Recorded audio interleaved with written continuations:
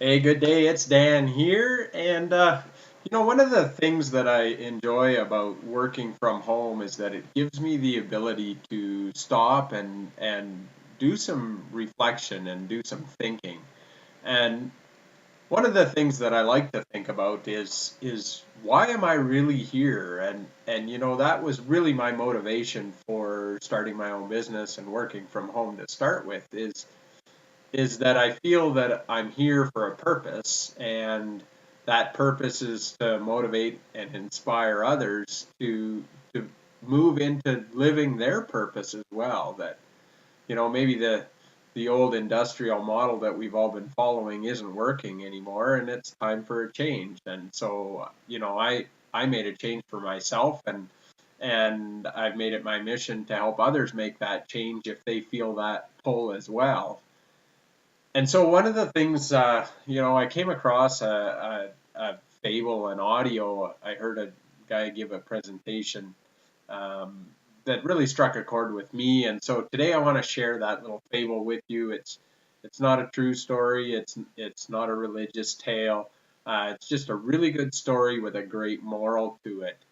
And it's about a guy who was really contemplating life, and he came to the conclusion that if he could just find out what heaven and hell were like in advance, if he knew what they were like before he got there, then he could decide how to live his life. If hell wasn't as bad as it is portrayed, well, perhaps he could, bend the rules a little bit, maybe live on the fringe. If heaven was all it was cracked up to be, well, then he was going to do everything he possibly could throughout his life to ensure that that's where he ended up. you know, Not a bad idea maybe to have that advanced knowledge. So, he made this was his burning desire. This is what he thought about morning, noon, and night. It consumed him. It was in his thoughts all day long, every day. And so one day, this supernatural being appears magically out of nowhere in his room while he's sleeping, and with a booming voice says, I've heard your your desires, and I'm here to grant your wish. And the guy sits bolt upright, and he's a little startled to see this being in his room, and he says, "Wow, that what?" He's so excited because his dream's finally coming true, and he says, "Well, where are you taking me first?" And we are going to hell, and like that, they're transported to hell. And it's definitely not what the guy expected. It's not fire and brimstone and the devil and people living in I don't know. You know what your image of hell is. It's the exact opposite. It's this monumental opulence, massive palace with big marble pillars and giant marble steps leading up to massive arch oak hand carved doors with big brass knobs on them. And so the being encourages the man to walk up to the doors and enter. And so they make their way up the marble stairs to the big door, and he turns the big brass knob, and the supernatural being says, "Enter and observe." And the man walks in, and just this massive ballroom, if you can imagine this. And there's this huge buffet table for as far as the eye can see, lined with all the world's greatest foods, wines, cheeses, fruits, desserts, you name it, it's on this table, and it stretches as far as the eye can see. And down both sides of the table, it's lined with people. And the table is illuminated by beautiful crystal chandeliers. I mean, it's magnificence in this guy's eyes. Um, he's a little confused. This isn't my image of what hell would be. And so the being says, "Enter further and observe."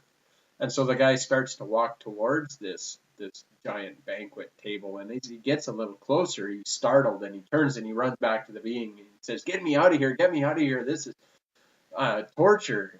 I don't ever want to come here again." And you see what the guy realized as he walked a little closer was that all the people had their arms stretched out right beside them. You can't really see me. Like this, with boards strapped to their wrists so that they couldn't bend their arms. They were faced with all of this um, feast and beauty and opulence around them, but they couldn't enjoy any of it because they didn't have the use of their arms. So they couldn't pick up the food and put it in their mouth. They were just there to live out their days surrounded by all the things they desired, but not able to partake in them. And so, they got out of there quickly, and with another snap, they were at heaven. And what do you know?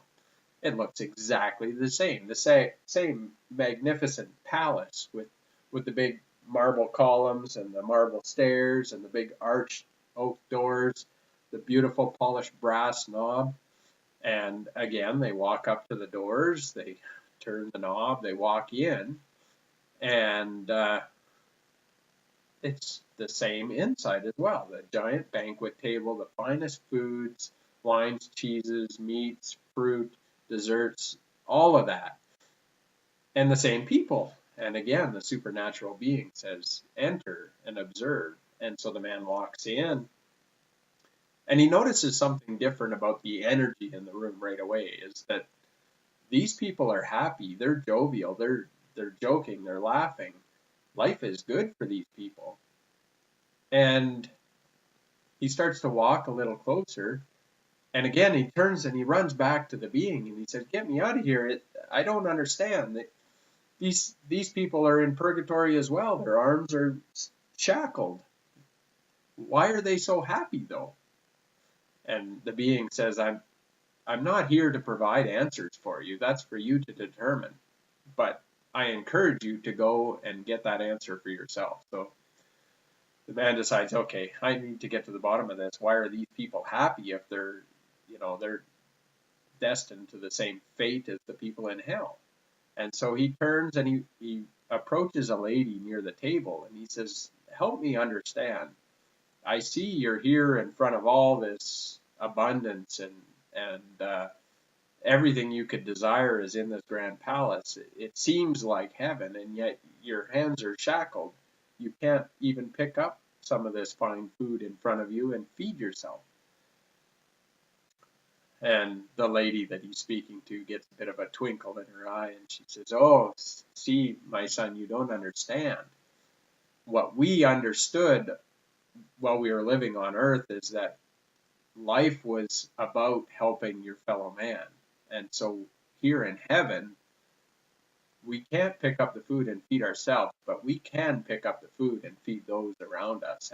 And so that brings us great joy in being able to help others. And that's something we learned when we were on earth. And what the people in hell don't understand is they spent their life trying to get for themselves. They didn't understand that life was about helping others. I carry around a card with a Zig Ziglar quote on it. I'm breaking out of the story here for a second. Sorry, just wanted to share this. One of my favorite quotes from Zig Ziglar says, "You can have everything in life you want if you'll just help enough other people get what they want." And this tale describes that exactly to me. So that's really the moral, is that life is about what can you give? Share your gifts. We all have gifts. And I believe anyway that we're here to share our gifts with others, and we're here to help others, and it's through helping others that we get what we want, that we get fulfilled and we're provided for. And so, that's the way I approach my business as well, is I'm here to help others. I want to help you get what you want. And in doing so, I'm going to get what I want. That's how I believe that's how the universe works. So I hope you enjoyed this tale. I'd love to help you get what you want. So leave me a comment below and let me know what it is you want. And then tell me how I can help you get it. And I'll do whatever I can within reason. If you're just going to reach out and say, "Give me $1 million," well, chances are that's not going to happen. because I believe in people helping themselves by putting in the effort, doing the things they need to do. But if I can point you in the right direction, if I can connect you to the right mentor, if I can show you the right system, that's what I'm going to do.